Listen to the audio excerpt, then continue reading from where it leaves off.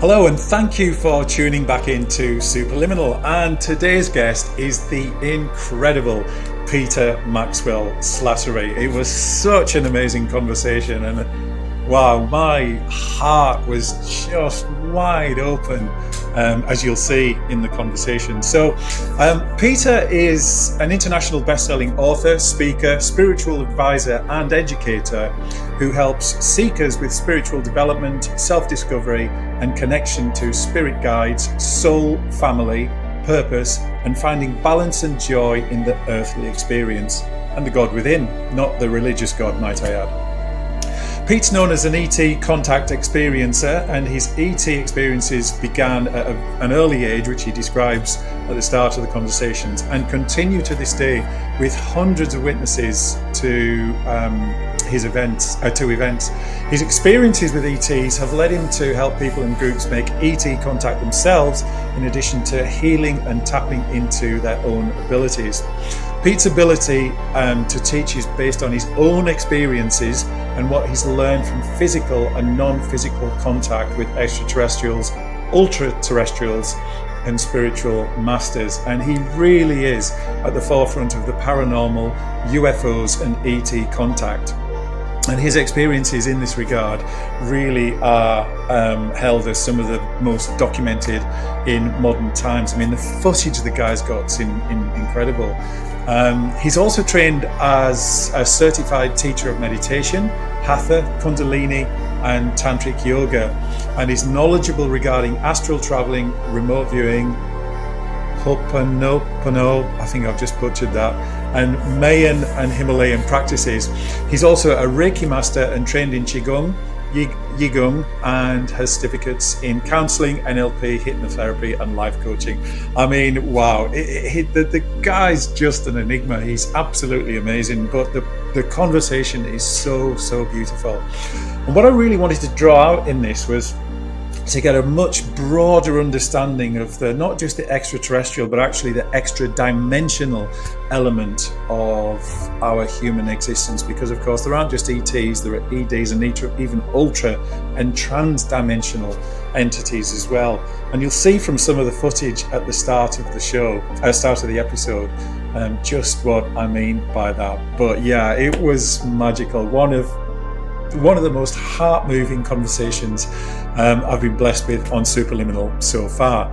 So as always, please do subscribe, comment, like and share to get this incredible wisdom in front of other amazing people just like you who need to see it. So that's all for now, and I'll see you in a second.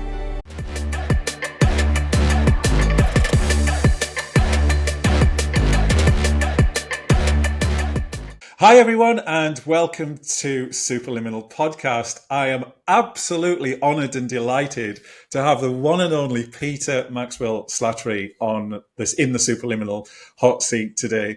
I've been following Peter's work for about 5-6 years now and been absolutely fascinated by his backstory, who he is and the incredible difference that he's making in the world and the profound impact he's having on the human psyche in terms of our connection to non-human intelligence, not just extraterrestrials and lights in the sky, but true intra and extra dimensional family as well. Because, you know, as you've all heard me say a million times, we're infinite, immortal, non-physical creator beings having a brief human experience. But of course, it's easy to forget that in this crazy world. But Peter, welcome to Superliminal, and thank you for being on. It's such an honor. Franco, thanks for having me on. Pleasure to do it. Yeah, I really appreciate it. So for anyone who hasn't come across you before, I just wondered if you could give us an overview of your story in terms of where your experience, what your family life was like when you were younger, where your experiences with extraterrestrials and extra-dimensionals happened, because that played such a pivotal role, didn't it, in your early life in terms of shaping the rest of your life? Yeah, it did. I didn't understand it at the time, though. So I'm from Albury, Wodonga, actually Lavington, which is a suburb in Albury on the border of New South Wales and Victoria in Australia. And I had some early experiences, but really it started around the age of 7 with telepathy from a female intelligence that I later learnt was from the Pleiades, but that was a years, like 20 years around, give or take. Don't quote me that I learnt that. So I didn't understand that at the time. I did have a spate of encounters between the ages of 8 and 12 with what looks like greys, but they weren't. They were white. Their skin texture is like cigarette ash is the only way I can describe it, with black eyes, almond eyes. And that was quite regularly. So around 12 was my first UFO sighting, which looked like the weight on the end of a bar. I've always described it like a gym bar. You pull the weight off and you just put that by itself sideways. But it was about 3 times the size of a football field that cut in front of a hill in my hometown called Red Light Hill, that I saw it around north, and then it went west in front of that hill until out of view. So those were things that I didn't even speak about for years. And later on, I found out there was a family member having an experience or experiences as well, which was interesting to find out in time. But I was having a lot of what we could say high strangeness and paranormal experiences from then on into the teenage years, into the early 20s, and then the odd UFO sighting of sometimes orbs, sometimes it could be structured craft. And it was around 2010 that I had a clump of sightings in a short period. One of them ended up on the evening news. I was going to the Australian Air Services. They were saying there was nothing registered in the sky at that time, that the airport was shut in my hometown. And before you know it, I would start having what I call these blue orbs appear in my home with lightning, and eventually beings materialize and interface through telepathy, sort of psionic, we could say, structured contact, in terms of even to the point with the female being known as Shiji from the Pleiades, to where the way I would equate that in the earlier times, and still occasionally, it's like your chin would be on an acoustic guitar when you play it and the vibration goes through you. It was actually audible in that way with the vibration. So long story short, here I am now from 2010 to 2025. I've trained in different disciplines of yoga with Kundalini, Hatha, Tantra, remote viewing, meditation, NLP, hypnotherapy. I've worked with a lot of different master teachers and also off-world teachers, and actually been off-world on a handful of occasions. And also thousands of videos of craft. A lot of what's out there has been analysed by Jason Gleaves, who's ex-Royal UK Air Force and Aerospace. A lot of material has also been analysed by other people, and also physical material, as well as really thousands of people around the world have seen things with me. But about now I'm hitting about 400+ in my home. And now I've got Jai's Sanctuary, where people from Australia and around the world now come, and I assist with them empowering themselves, not just with contact, but really self-mastery. And so, yeah, that's just a brief. I don't want to dominate too much, but that's just trying to get, like, literally I've done 13 books, and that would be equivalent to like maybe 3 books just rammed into a short construct. Yeah.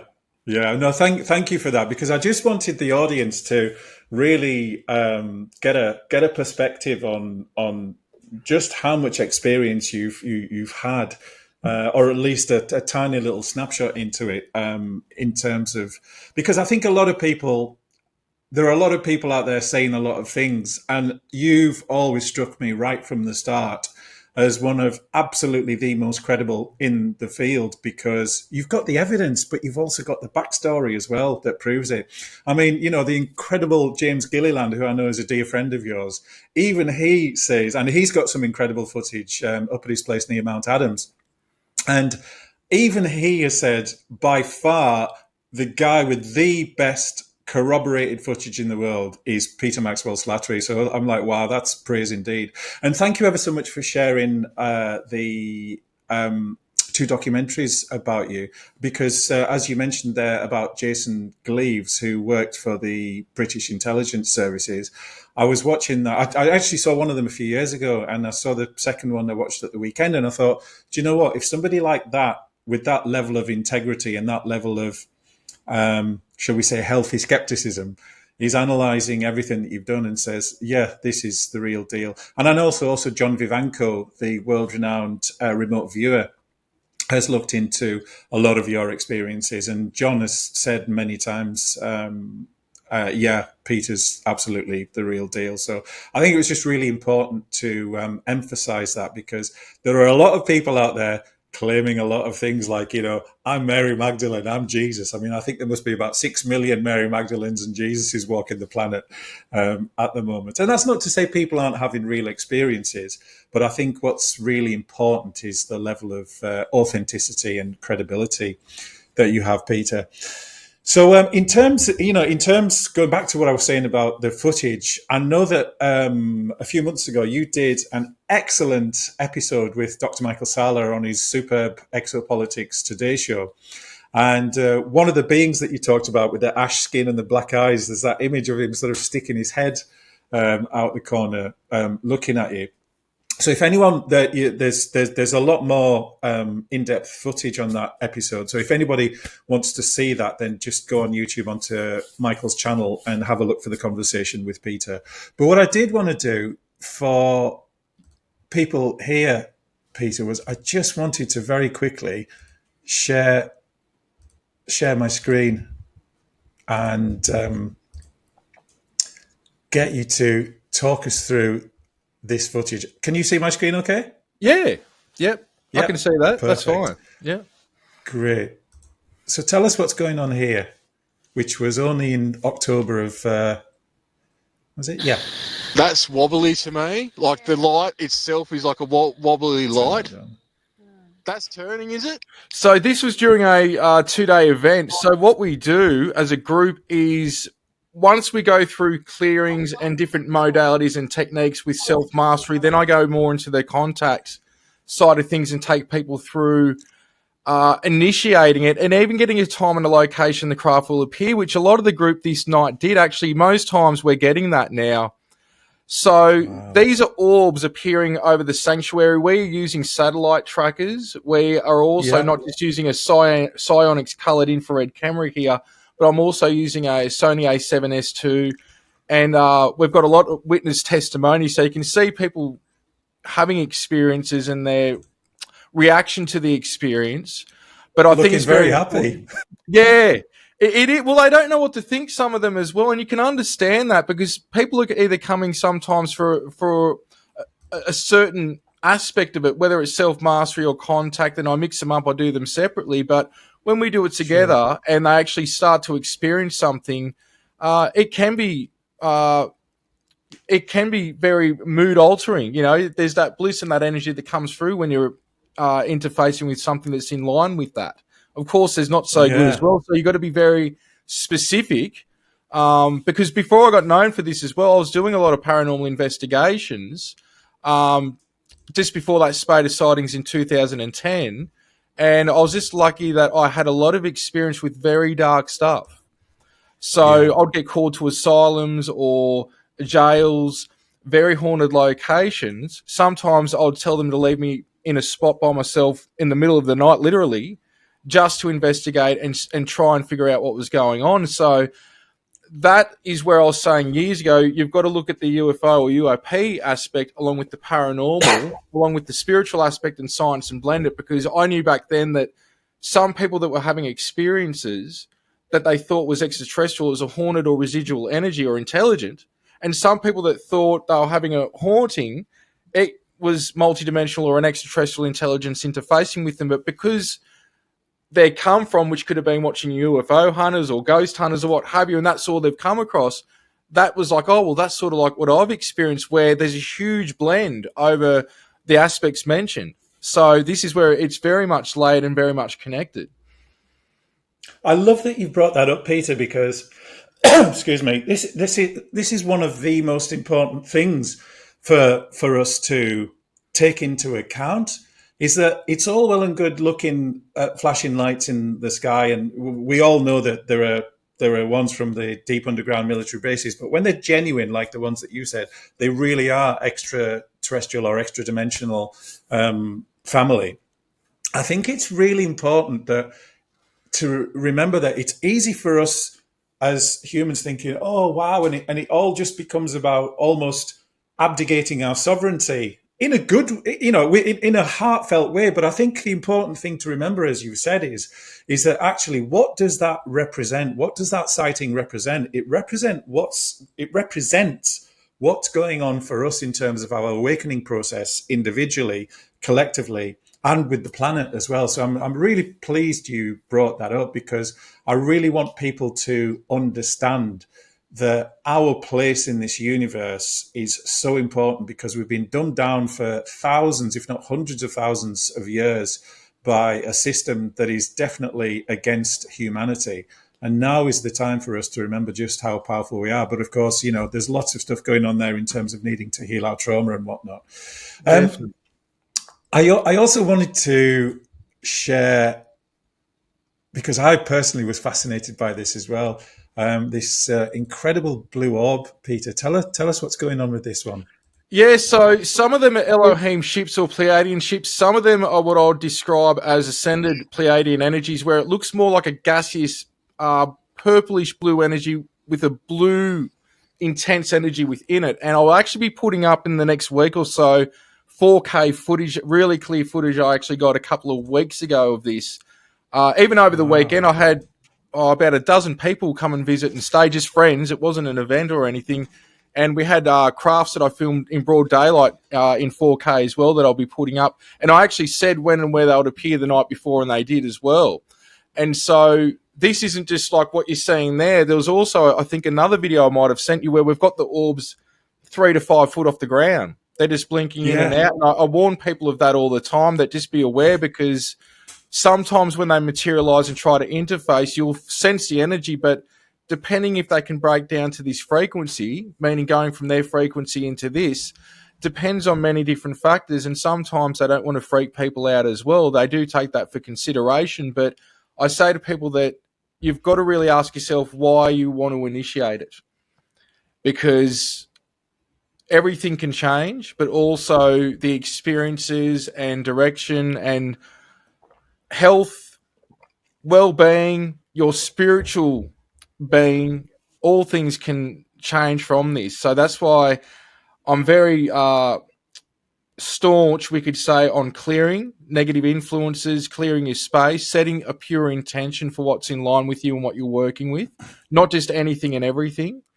And that's why I think I get the results as well. It's not just me. Like, I think anyone can have contact. No, I actually think everyone is. But my thing when doing that after the clearings and setting that stage is whatever I need to experience to be a better person and to be of service and bring love and joy into my life, hit me with it. It might not be an experience. It might be a vision. It might be purging. It might be releasing. It might be insight, download, guidance, what have you. But when you set that intention on top of the clearing and what's in line with you, I think instead of doing this, you now do that surrender, and it can be very scary in some aspects because you're going into the unknown. But as long as you've met those parameters, in my eyes, it can be very beneficial. But you shouldn't be attempting this to this extent unless you're with people that sort of know what they're doing to start off with, I think, just because it can be overwhelming. And then there's the aspect of, look, I'm not going to tell anyone what to do, because you would have had your awakening by yourself. I had my awakening by myself. But I tend to find that, especially doing this, because I've been taking people out to see the ships now since 2010. I knew back then how this worked. I didn't know it was CE5, what some people would call it, that people would think Griot came up with that. Even Griot said there was somebody before him using that term. And we go back to James Gilliland. Right, yeah. James Gilliland's been doing this since the early 80s, my master teacher and best friend and mentor. Then you've got Betty and Barney Hill apparently used to get lawn chairs and go back where they were taken and have experiences. And then you've got people like George Adamski and others that were going out. So it's nothing new but the intention side of things. But I think what this is good for, especially the sanctuary, is that people that are experiencers that haven't had witnesses with them and people with them, they can come to something like this and have group contact. And people that might have been too scared or maybe never had an experience to initiate, they have a group experience. But as I say, it's a bit different when you go home and things start to raise their head, and it's almost like a weaning in for group contact and individual contact, which is as important as each aspect. But to me, out of this life, we know it all anyway. Like, that's just my opinion. We know everything once we're out of this existence. I totally agree. It's laid. It's very laid. I can't prove it, and to go into that in depth, we'll probably cover a lot of why I think that going forward. But it's just, my opinion that we're all cells of God's body, our highest expression, and we're all one consciousness interfacing with itself. And once you understand there's no good or bad, as I say, my conclusion now is that we're in a treadmill in God's mind. We're not going anywhere. I've not heard that before, Peter. That's great. Treadmill in God's mind. And I totally agree with that, because you just have to look at the millions and millions of documented NDE cases that happen. And all of a sudden, people know everything about everything instantaneously, lose all track of time because time doesn't exist. Because they're just we're in the infinite present moment in that. But most importantly, so many people have reflected what you've shared there, about us just being so much more infinite than we are from our human perspective. And one thing I did want to share, when you were saying there about how important it is to do the healing and the clearing on an internal basis, is if anybody has been trying to initiate contact, or either together or in a group, I have used your excellent clearing the space meditation, Peter, on your YouTube channel. So I highly recommend anyone go and look that up, because it's so important. Because if there are any nefarious entities out there, of which there are many, trying to latch on and look for a free meal ticket, and they can see loads of wounding and trauma inside all of your bodies, then it's, they're rubbing their hands, and that's a free meal ticket.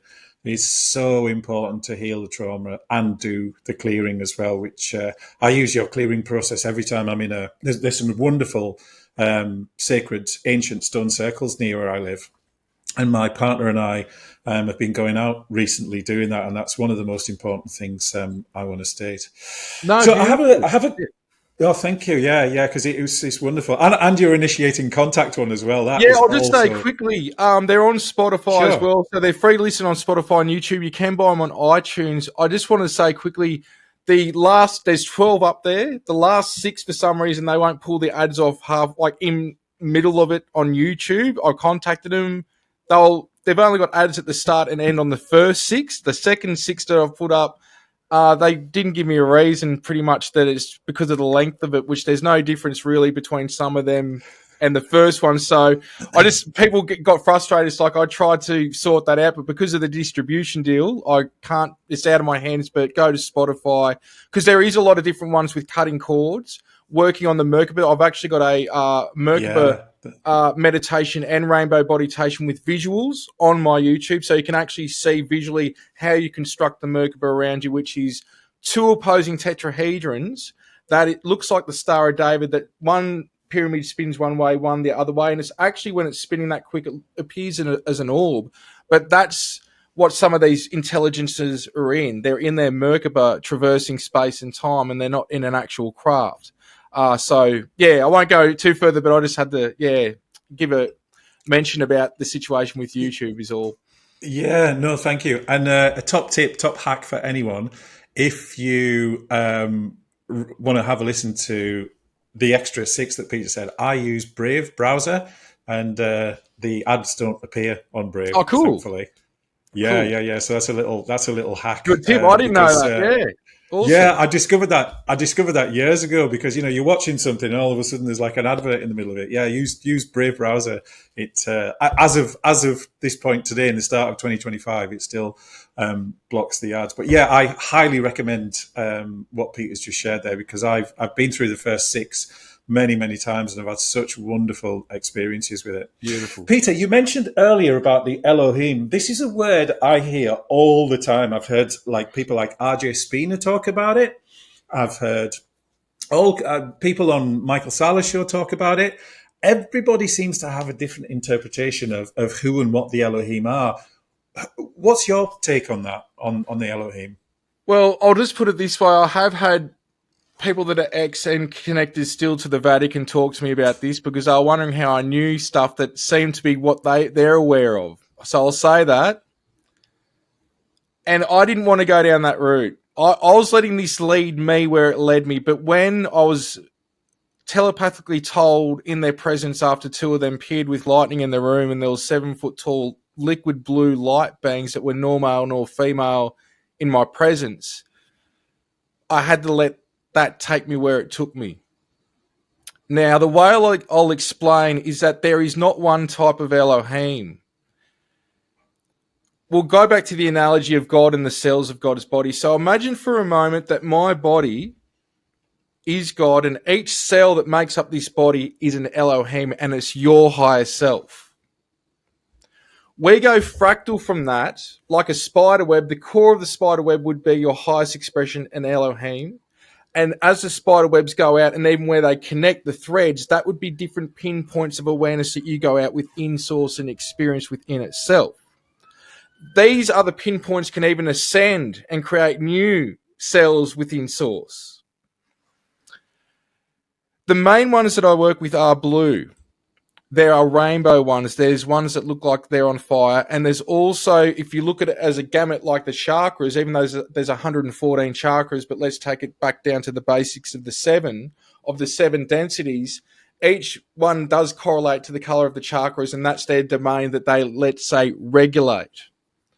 There are also other Elohim that do not incarnate, sort of like the ones that I just mentioned that regulate the each domains.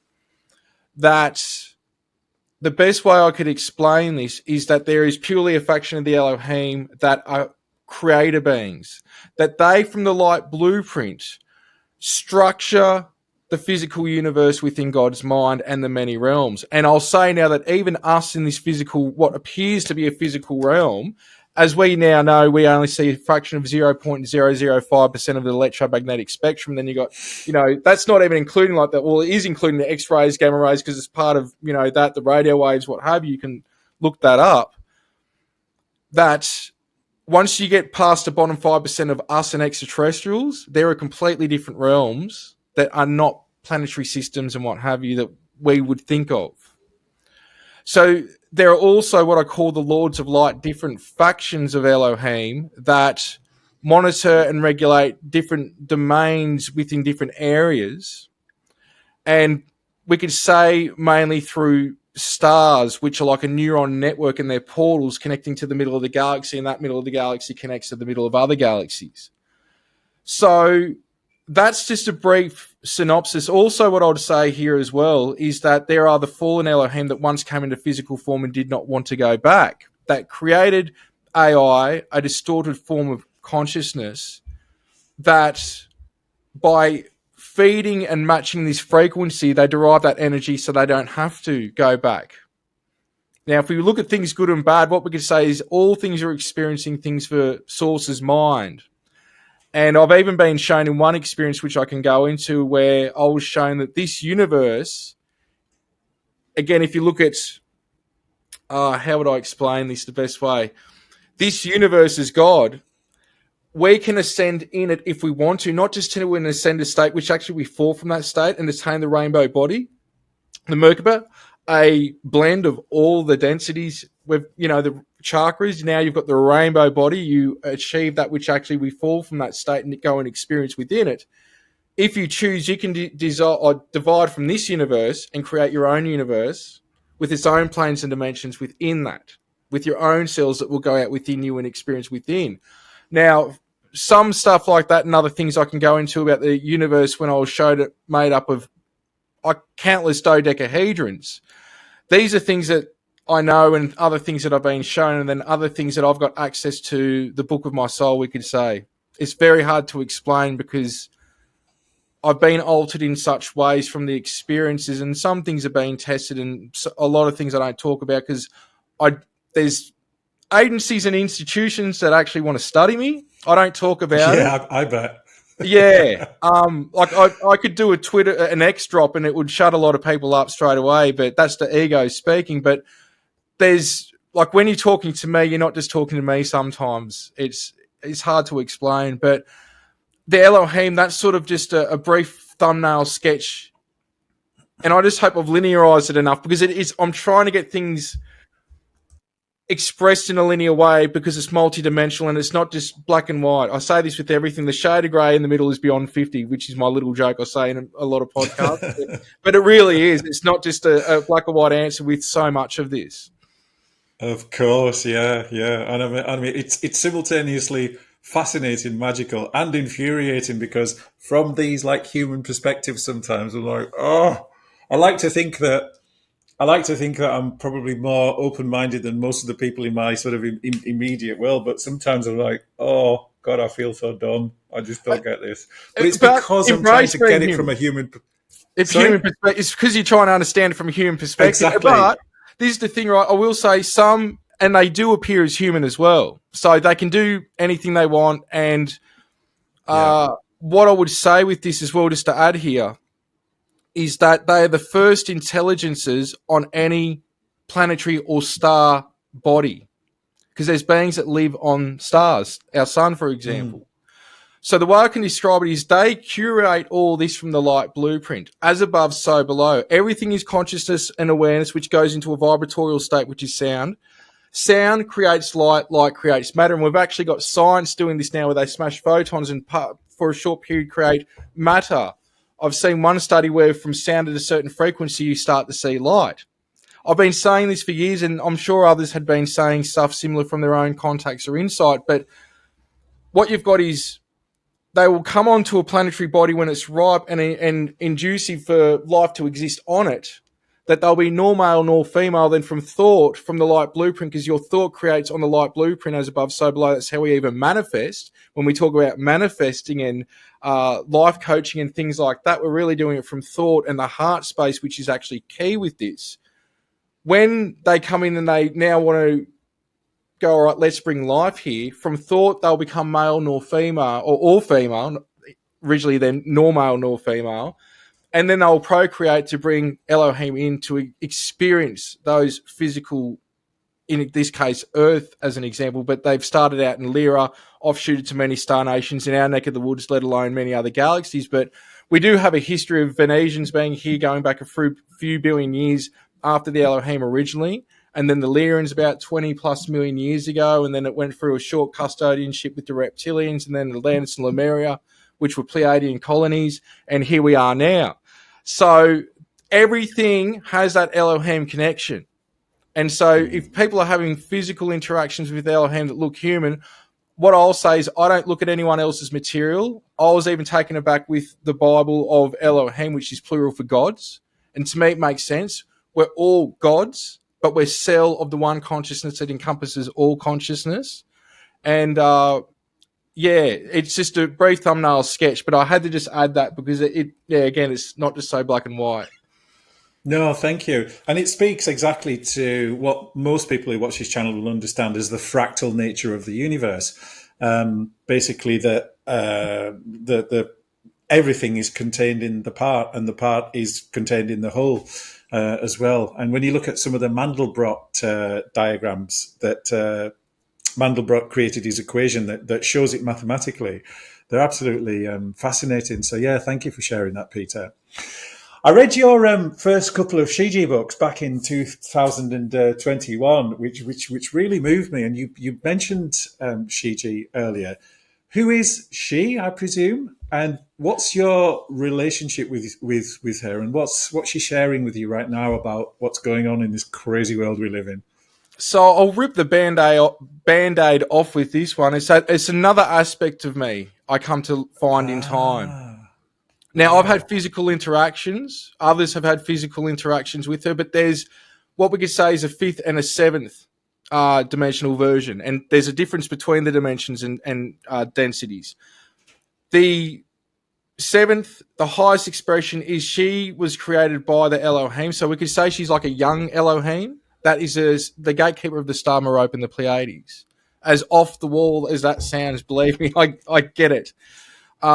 The first interactions were mainly with the fifth dimensional version of Shiji, and she appears like a female human. There's a huge connection with them and us as well, especially in Australia, well, all of us, because the story goes is that Stephen and Evan Strong from ForgottenOrigin.com have done a lot of work on this, and I'm not vouching for them or nor them for me, but we've got the Gosford glyphs here, which talks about Pleiadians coming here, manipulating the Denisovan to create the Australian Aboriginal to incarnate in. And that Uluru and Katajuda in the middle of Australia, the big rock, they call it the rock, the huge thing that Australia is known for, that was actually from the Pleiades and sent here to smash into it to terraform it for Atlantis and Lemuria. So my interactions with Shiji are ongoing. I was actually physically taken on board a ship, don't quote me, maybe 3-4 months ago. I spoke about it in one of the videos that I recently did on the YouTube channel, but that was a lot to take in, because I would see a physical version and interact with the physical version, and then also a light being version. And it would be back and forth. So it's another aspect. It is a being that works in sync with angelic intelligences, the Lords of Light. Again, that's a faction of the Elohim, as well as different Star Nation groups. And so those books actually started in 2014. There's 4 of them, and they're bestsellers. And there's a lot of feedback on those being similar to the Seth material and the Law of One. I did read the Seth book one time many, many, many years ago. I haven't read the Law of One. So I try not to delve into something unless I absolutely have to for research or to understand something, because I've got my own contact going on. But Shiji is even a guide to many people. Many people have had interactions, call upon her, work with her, or it, if you want to go from the highest expression version, though there is a bit more of a female tinge aspect to that energy when you interface with it on the higher realms of it.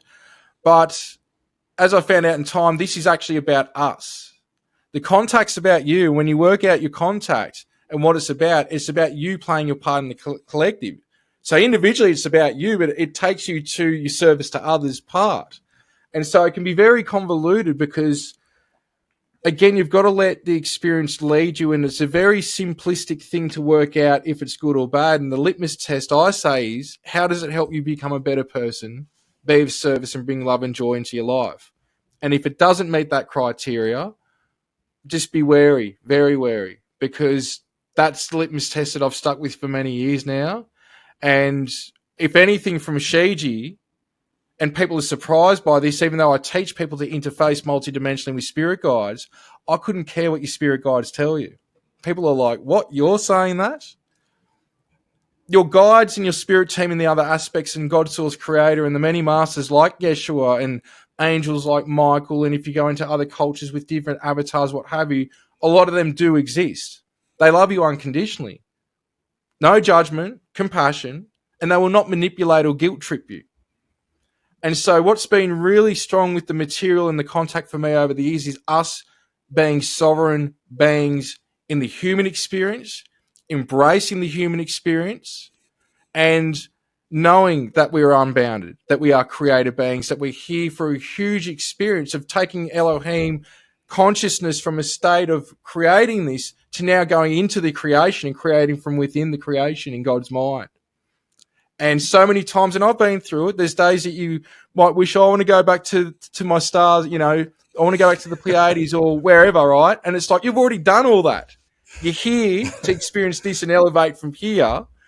And some people think they're from here, they're from there, and I won't put that down. I went through that over a decade ago, and then I realized through my own contacts, they're all just experiences. I've been, many different types of extraterrestrial species, and here I've got a pinpoint of awareness right now that's Pete.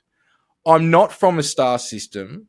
I have experienced it, and some I resonate with because I've experienced them many times. But I am from a source, and that's where I'll go back to, which is that light that's within, that's eternal, the eternal flame. And so that's, I'd like to add to the Shiji stuff, because so many idolize these intelligences, and really we're in a war, not just for our own thought, but if and when, and it will occur, contact. It was put to me many years ago that it will be a truth wrapped in a lie, and that the truth will come shortly afterwards. But even now, we have got Earth humans interfacing with extraterrestrial groups, doing trade on some levels, they don't really have a handle on trans-dimensional, ultra-terrestrial contact or beings like the Elohim, because a lot of things are militarized. And when you rise your consciousness, you align with that which is in your heart. And if you're trying to militarize or this, that, the other, you'll get out there a bit, but you're going to peak, and you peak very quickly. And that can be with lower forms of intelligences as well, like reptilians, serpent beings, what have you. But also there's good beings that are out there in, we could say, those frequencies, but they're opposing that. But when you really connect to the heart space and you can start to interface with these high dimensional beings, the messages are the same. Don't give up sovereignty. Don't look to just positive extraterrestrials like gods, because they could even scam us on a deal. It might be a little white lie. Might not be a big thing. It might be not that they're going to do what the reptilians have been doing in some cases to us. But the point is, we need to realize our power, because the way it's been put to me is we are not aware of our true nature as humans, our capabilities, which is a mix of angelic among many extraterrestrials, and that as a culmination, we're like a super being in the 3D realm. It doesn't make us special, but we don't realize the power that we've had in the creation of God's mind, just like everything else was a creation. We are too, and things will evolve from us. But we just can't, just because we see beings that seem superior, they're not. On a soul level and on a spirit level, which they're two different things, we're all equal. So that's my little bit of a rant. I just got to say that. That wasn't a rant. It was just beautiful wisdom that everybody needs to hear. Because as you were sharing that, Pete, well, one of the things that really, like, my heart was resonating so strongly with was when you were talking about sovereignty, because you answered pretty much the next question I had for you, which was that there are so many people who are now aware of the lights in the sky. And I've got another question around that shortly, who look up and just go, oh, we're going to be saved. And I was going to ask you, what would you say to those people who say that the ETs and the extra dimensionals are here to save us? But you've kind of answered it, but is there any more you'd like to add to that? Yeah, just that nothing's there to save us except ourselves. Finding through the heart space. We now know through heart math as an example. Now, I've done one of their courses, and it's funny because you even go back to techniques that James was using in the 80s through just thinking loving, joyful things, or just breathing that in and out, and then thinking of a great memory and then attaching that to contact, which is one of the methods. James was doing that in the 80s. He actually, in the 90s with Art Bell or early 2000s, the phone line shut down because they had 20 million listeners on one time doing that, and there was sightings everywhere. Now, my thing with this is that we've got yogis and teachers like James going back a long time talking about connecting with the heart, this, that, the other. And now we see somebody like Heart Math Institute, where they're going around teaching first responders to even heal trauma through techniques extremely quick through just breathing in and out of the heart and then thinking gratitude. And then there's different ways that they move the technique on. There's science to it. We can see it on a graph, the change in the heart-brain coherence. And so this is what it comes down to, is that I can't prove it at this time, but we do know scientifically the first organ to manifest within the womb is the heart. To me, the heart is the core of the light body. That this is the physical standpoint that when you connect with it, you can connect to the different layers of yourself, and also directly, it's a direct link to source. And so, yes, I know very well. I've spoken to people, United Nations and other. James has been very quiet for years. He's been at this how long I've been alive. People are talking about the med beds, the financial reset, all these things. This stuff isn't new. I was talking about this stuff and knew this stuff nearly 15 years ago. James knew it again, like in the 80s. People acting like this is new. And I've had a go at some people in positions of power saying, how couldn't you release this? And sort of told them where to go and that I'm going to do what I can myself, which is why I've got the sanctuary. Now, my point with this is that if you follow the heart, it will lead you ways that you can't even imagine where it can take you. But within that is your strength and the creator within. Now, it doesn't mean we don't want to have friends and network within the cosmos. And there will be, and there are already things happening. We could say beyond space programs where there have been transfers of technologies for good and bad reasons. But when it comes down to it, it's the heart and the minds of the people that will steer the disclosure to what level we go to next. It can be, hey, we're aware of these things, but it can be, hey, we're aware of these things and take things to a new level. Just like ascension. Now, the human experience for ascension, people go, I want to be in this dimension, I want to be in the fifth dimension, I want to be a rainbow being, I want to be this, I want to be that. Great. This is all real. But my thing is, I've been off-world and I've experienced being human, the heights and the lows. The way, and I've said this a million times, the way that you can touch another or they touch you, that you feel love, that you can smell the air, you can smell plants, you can be with animals. The way it is here is not quite like that anywhere else. This is a very special experience. And because of negative thought forms and what I deem the lower light, the fallen Elohim, the negative, we are in a perpetual motion of negative thoughts and negative energy. And the news is, well, I haven't watched television for nearly 15 years, but the first 20 minutes is how screwed up the world is, the weather, and then a couple of minutes of, hey, this happened today, right? The sooner that we can change our outlook, and I say this all the time, you're responsible for you. You change within here, that's going to project outside of yourself. Enough of us do this on a positive vibratorial state. We can bypass even needing a med bed, even needing technology. And I believe that will be the case for some. And for others, when they go to that next state, they're where they're meant to be. It's not just because somebody's ascended, they're better than you. Even extraterrestrials, I say that some extraterrestrials that you'll interface with, they're in an ascended state. Guess what? They're trying to ascend to the next state. After that, it doesn't stop for them. The journey does not stop, even when you get back to source. Because source will be, like James says, as you wish. So my point with this is embrace being human. Grab the bull by the horns and ride it. Don't act like a victim. And don't expect these, whether it's government, extraterrestrial disclosure, that's going to be the end all be all. Because on the starting phases of this, the same people that have been responsible for the cover-up will be responsible for releasing it. And what aren't they telling you, just like they haven't been telling you already? But if you tap into the heart, which then the brain goes into heart-brain coherence, you can tap into abilities that you've got not really dormant, that you tap into every now and then, and you can see what's right, you can see what's wrong. It's the universal internet. It's God's mind. All can be accessed there. And so my point is, there is no external savior. If that was the case, the ETs would have done it. My message from them has been, we have to do this ourselves. It doesn't mean they endorse and condone the child trafficking and this, that, the other. I could go on. We've got to do this ourselves. And the strongest of the souls have come here at this time to help liberate. And it's to liberate from within. Mm-hmm. Yeah, that was wonderful, Peter, and I'm so glad you shared that. And again, you must be like just about 10 minutes ahead of me in time travel simultaneously to this conversation, because you've answered my next two questions already, which is great. Which was basically, what is awakening? I mean, you've just answered that beautifully. And also, what's going on in the world right now with these orbs in the skies and the so-called drones and whatnot.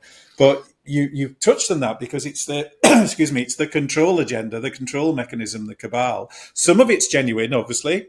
I've heard, I think it was George Kavasilis and a couple of other people. I've heard Michael Sala say on one of his shows on Patreon recently, 10, maybe 20% of it is genuine extraterrestrial contact, and the rest of it is the deep state trying to confuse, seeing it as an opportunity for a fake, either external invasion or crypto-terrestrial, as they call it, invasion from inside the Earth outwards. I would agree with that. It's hard to say the percentage, but like even when I spoke to insiders, because there's people that come to me that, because they're not getting a high dimensional aspect at times on this with institutes and governments. I'm not working with anyone. I'm not paid by anyone. But let's say when I've got some insiders that are willing to share something, or they'll come to me, this is one topic that I'm getting a different answer from everyone. And when I get a different answer from everyone, it shows that nobody knows what's going on. But Yeah. I'm aware of what you're saying. It's like a little bit of a mixed bag. It's a little bit of everything that you just mentioned. It's not just, like I said, it's not black and white. It's not this, it's not that. It's, there's psyops involved. There is real extraterrestrial and ultra-terrestrial intelligence. And then there's a heap of stuff that's ours going on. So it's, people are acting like, it's even on the UFO videos, they're all acting like I've started filming crafts now and putting them up. And they're all drones. And it's like, I don't say anything. But it's like if they did a research on me, they'll see that I've been putting videos out since 2010. So I just let them think what they think, but that's just the way it is. Yeah, and going back to what you were saying earlier, no matter what's going on in the sky, it's all about that beautiful piece you just did about remember who you are. Remember that if you connect with your true, immortal, ineffable creator essence, you don't need a med bed. I mean, I was always like really bang up for this Star Trek future where literally the future was like Star Trek and everything was based on contribution was the currency, and there were med beds and free energy tech and everything. But it's still a frequency, a realm. Whilst it's probably elevated from life, the dense frequency down here, it's still an existence that's grounded in conflict.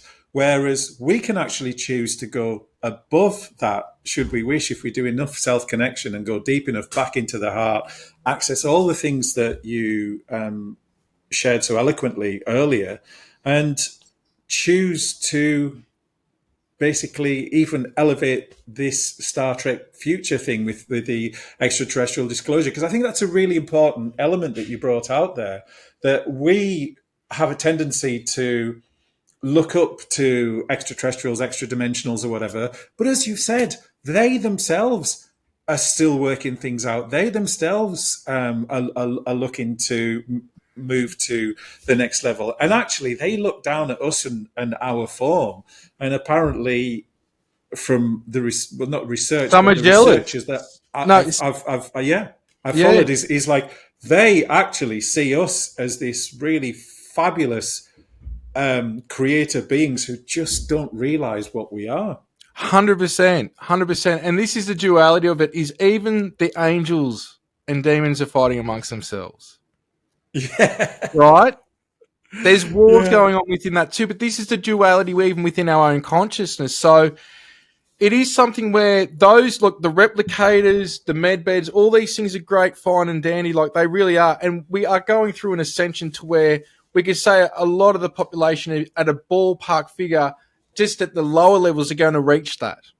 And it will be extremely quick. And I was even saying that Trump was going to create a space force months before it was even on the word was even used, to use that eventually in time to seed what we're already using into the human consciousness. But it's old tech. So in that way, look, that's all fine and dandy, but it's not the end all be all, to where there will also be those that shift to higher densities of consciousness and it'll go full blown, as we hear about the rainbow body. Namkai Norbu, who was a Zogen master teacher who's no longer with us, he was teaching and spoke of how there's, I believe it was 13 star systems that the rainbow body teachings were taught in, which is where, and what I'm filming some of the time, you go into the translated word of Buddha from the 1400s, talks about transparent pearls in the sky that come to visit men. So there was these gods that come to visit men within those pearls. And you go through things like the rainbow body and or the Merkaba, which is chariot throne. I believe they're interchangeable from experience. That this is the ultimate state of ascension, that people that achieve this, for example, with the rainbow body, I believe it's David Wilcox said that there's around 160,000 documented cases. I can't confirm or deny that. I haven't been able to find that, but Wilcox is a pretty good researcher. And then you see what these beings can do. Like, I've levitated. I have done telekinesis. Like, people have seen some of the telekinesis. I can't do these things on demand, especially the levitation. It's now happened 4 times. I've got no idea how it works. But then you see these master teachers like Padmasambhava, the lotus born, known as the second Buddha, that we could say was teaching rainbow body teachings for 1,000 years in India, then worked his way up to Tibet, leaving handprints in rocks, footprints in rocks, being able to do things like a superhero or superhuman abilities of levitation, telekinesis, manifest things from thought, these types of things. This is what we can all do. And this is where it gets to a point of there are beings on other planets doing that. Yes, there are craft, machines, some will say anti-grav, anti-gravitic, gravity control. There's many variations depending on the level of consciousness that's created the tech. A lot of it is organic tech, living machines, but there are also beings that can meditate on another planet and bilocate their consciousness in front of you, and can even bilocate or double themselves, and they could bring a Merkaba here and you see a ball of light, it's them and their Merkaba floating around doing whatever they're doing. And it was very funny because James Gilliland was here, I'm not sure, it might have been 2017, and we watched a Star Wars movie. And at the end, near the end of the movie, Luke Skywalker's fighting this army, and then he dissolves. And it goes to him meditating. So I looked at James and I started talking about this at that time, like before that. And I'm like, whoever's written this knows how like the really advanced intelligences operate and what they can do.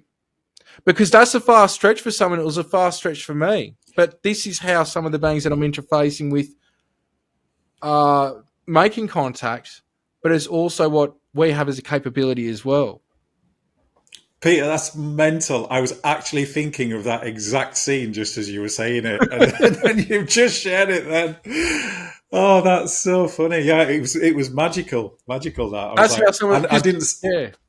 No, you're right. Yeah, I didn't see it coming. Yeah, I didn't see it coming in the film. I'm like, oh, but it did make me think at the time. Last time I watched the film, it's like, you know, somehow within every single one of us, we're all capable of doing that. The capacity and the potential for that is in every single one of us. But yeah, that's it's crazy that you said that. Just you're clearly reading my thoughts somehow. So we could sort of coming to the end here. I mean, I could sit and talk to you for hours, but I'm going to have to think about wrapping up in the next 10 minutes or so. One thing I would love you bringing it right back down to Mother Sophia, and particularly the beautiful land of Australia, is tell us about Jaya Sanctuary and the story behind that and why you opened it and what you do there. Yeah, that's a trippy one. So I'm at Jaya Sanctuary, which is home to E.T, Australia. It's about 6.5 acres in hundreds of acres of farming land, and there's about 19 wineries around me. I don't drink, but it's just the energy of the place with just farming and growing is amazing. The land here actually has, I got gold and quartz mining rights as well as rights to mine other things, which I don't do. But we've also got the Murray River about 5 minutes away, which is, I think, the main river in Australia. And it's huge, absolutely huge. There's actually underground streams that run off from it. Now, when you get gold, quartz, and sometimes limestone and other things in running water, it's a battery for paranormal activity. And so there's actually a couple of old gold mines down the back just over the fence. But it's a really interesting story because 20 years ago, I worked for the government doing government conservation work with planting trees and building animal shelters in trees for like possums and farm fencing. And when I got this land, places that I planted 20 years ago on either side of the property, and I didn't realise it till I was standing in the middle of the property, with even a trippier story of how it came to be. So about 15 years ago, give or take, I kept on having a vision of a mound, a huge tree, and a T-section of farm fencing. And it was on and off over the years. And COVID came up. At that time, I was in a cabin at the bottom of Mount Buffalo, which isn't too far from here, about an hour and 20. And I just got the message, it's time to start your mission. Even though I'd been doing this for years in the public eye and what I'd done, and I knew what it meant, which was building a place like this. Now, I knew I was going to be doing what I'm doing even before I ever knew of who James Gilliland was or what Dr. Greer was, like anyone. I knew, but I was like, how? Like, this is so far-fetched. And for about a year, every day, whether it was an hour searching on the internet or calling real estate agents, I was trying to find a place to put a down payment on to do something like this. And James said, have you used a pendulum? And I said, yeah, but it's gone over an area that there's nothing there. Well, this place is exactly where that pendulum went. And after a year, I came here. There was other people here looking at the house when I did. I walked out. I got smashed with energy, and actually the stone circle, the obelisk, and the pyramid, the dowsing rod spin in it when you hit those points. And so I put in an offer, got the place, and lo and behold, I walked down the back, and the mound, the T-section of fence, and the tree are exactly the vision. That's nuts. And that's when I'm absolutely. And then I looked around. I realised I planted these trees 20 years ago with people I worked with. So there's like 100 acres on the left that's just all these trees, and a triangular section cut out on the other side. And I'm just like, I had a get it moment. Like, I get your source. I get how you can go through hell and back, and you don't see where this is leading, but it gets you to where you need to go, and you're perceiving it because it's not going the way that you want as hell. You know what I mean? Yeah. Just the little things, because even with the place, I wanted to do everything right, and everything is legal. I've got the permits and everything, but originally it was meant to take 3 months and about $3,500, and then it ended up over 30 grand over 3.5 years. And I've been open now for nearly a year. I've had a couple of people from around the world come, as well as a lot of people from all over Australia, and have experiences, heal. And I'm not saying that, like, you know, especially legal reasons, I don't heal anyone, even though people have walked again or seen again and got their hearing back or whatever. It's not me when that's happened in my presence. I'm not responsible for that. I can't say that I do that. These things can happen, and I think it's usually people doing them themselves from faith, when in the presence of people like myself and others where these things occur. But we've had miraculous contacts in a group setting occur here, which is what this is about. First and foremost, clearing and self-mastery, and also finding your path, and then how that path is you finding your part in the collective, which is entwined with contact. If you're on the path of self-mastery, contact to me is just a natural byproduct anyway. And we've already got that. So that's where I'm delving into this now and really focusing on this is about contact. And I only have 15 people here at a time, and sometimes they're short, a few hours events going into two-day events. So it's not like I'm here with, 20 women and I'm a cult and, so you're not a cult. No. When you come, Franco, when you come over to Australia, you'll see. It's just like this right now. Yeah, I'm looking forward to that. So I'm trying to, as we said off camera, I'm trying to line up no, I should take trying out of that. I'm lining up a 2026 visit with my partner and hopefully her two little ones, who are both very, very, very connected as well. Yeah, and get to James's. James's place is absolutely amazing. Like, it's just the energy there, the way that he's a custodian for that land, the teacher and that he is for others. The beautiful soul he is, like, you cannot replicate what E.T in Washington State is anywhere. You just can't. And that wasn't my focus either here. It was just make this what it is. Yeah, which is incredible. Again, as we said off camera, I was all lined up to go, and then the COVID nonsense happened. And interestingly, Pete, my star family are all like huge cat felines. And of course, that's a big part of James's makeup as well. And here as well. Yeah, no, I've worked with some different series. Well. Lion, feline beings. I know feline beings from the Pleiades as well as Sirius and Lyra and Leo and some other places. So they're around, man. A lot of us have huge connections to them. Yeah, so that doesn't surprise me. Yeah. So I'm absolutely in the right company then for sure.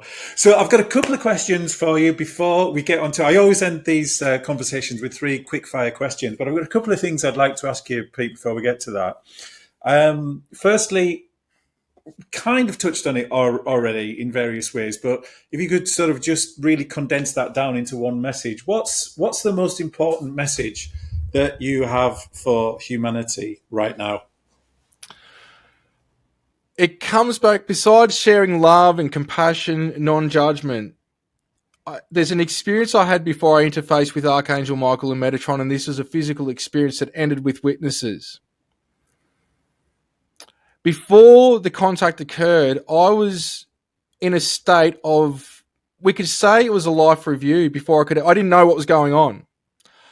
I saw all the bad I'd ever done to someone from their point of view. And I mean, like, from everyone, even people that you think what you do, it doesn't matter. Like, I saw it from everyone's point of view, flash really quick. Because sometimes when you even look at these beings, you have got your mind's eye open and you're getting imagery in here, as well as looking at them, as well as getting thoughts, feelings, downloads in sync with that. So in this experience, I was shown all the bad I'd ever done to anyone from their point of view. And I was in tears, and I'm just like, I was just like, I'm not worthy of anything. And then it said, hang on a sec. And I was shown all the good I'd done to anyone from their point of view. And I was still in tears, just conflicted through what had just happened. Like how great I've been, but how bad I've been to others. And then the words over and over and over and over in my mind was, what you say and what you do affects everyone and everything. What you do and what you say affects everyone and everything. And to this day, even now, I'm absolutely smashed with energy from saying that to you, because that experience has been one of the most important experiences I will ever have. To me, as an Earth human, as Pete, that's got his pinpoint of awareness from its unbounded aspect, because that really, like, let alone interfacing with two angelic intelligences after that, they sort of look like transformers. One was purple, one was blue, with the sword structured from light that I was created. It's one aspect of them. They come in variations. They can do whatever. When you're talking about Metatron and Michael and some of the holy host of these intelligences.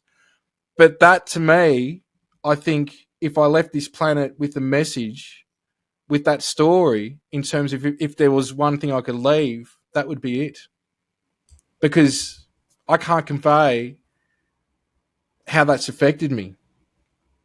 And how every single second we're getting closer to our transition, some would say death, but we don't die. And we can't waste it. So beautiful. I'm so moved listening to that. And that's probably the most powerful message that I've heard anyone share when I've asked that question. So thank you. That was really moving. Thank you. And so important as well. And what's next for Peter Maxwell Slattery? What's going on in 2025 and even beyond that?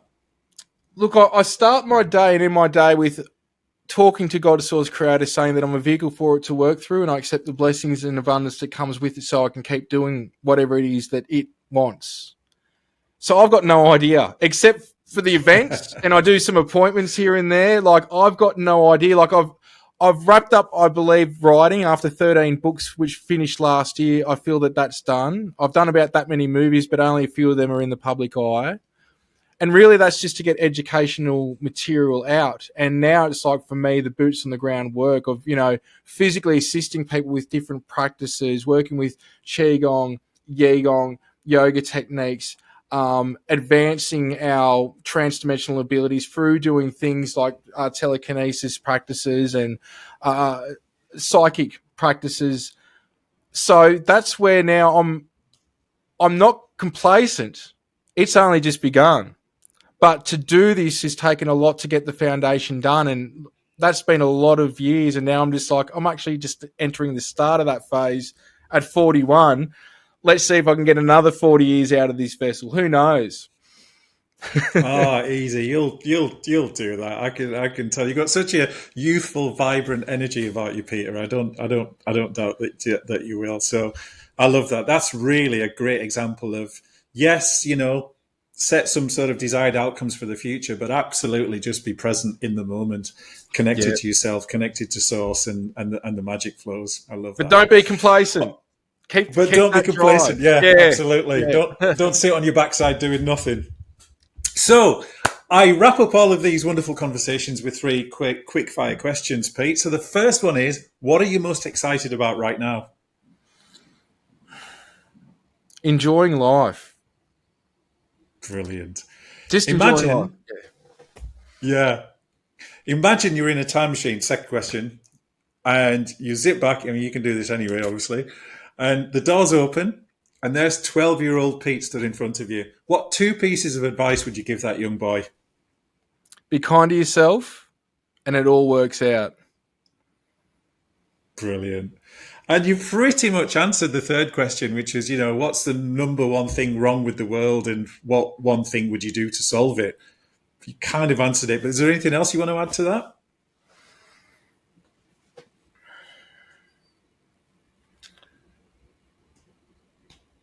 Just be the best version of yourselves. I think when you do that, any aspect of life comes together. Does that answer it? Yeah. Just whatever comes out in the moment. There's no wrong or right answer. So yeah, because you pretty much touched on throughout the conversation. You've answered that in many different ways throughout the conversation. Yeah, look, this is like a game, and when you're in it, it doesn't seem like it. You can get cut, you can get bruises. There's emotions involved. There's all these things we learn about ourselves, and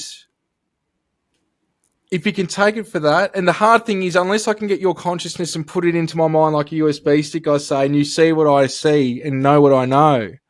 Not that I know everything. Believe me, I wouldn't know 0.0001% out of a trillion% of what's going on. It's hard to give that reference to other people that, hey, this isn't it. Like, this is such a speck of sand in your hourglass of your existence within Source. If you see that, even like a toroidal field that just goes over and over and over. And so unless people have that experience, not even like mine, but an experience outside the reference to just being a normal 3D human, it's hard to convey that. So I'd like that to be certain food for thought for those that haven't had those experiences, not to believe me and not to blindly believe me or anyone else, but just to have that in their awareness. Which, when you observe the awareness that your waking mind is, and you can observe that, that's you in God's mind. Beautiful. And that is a wonderful place to end.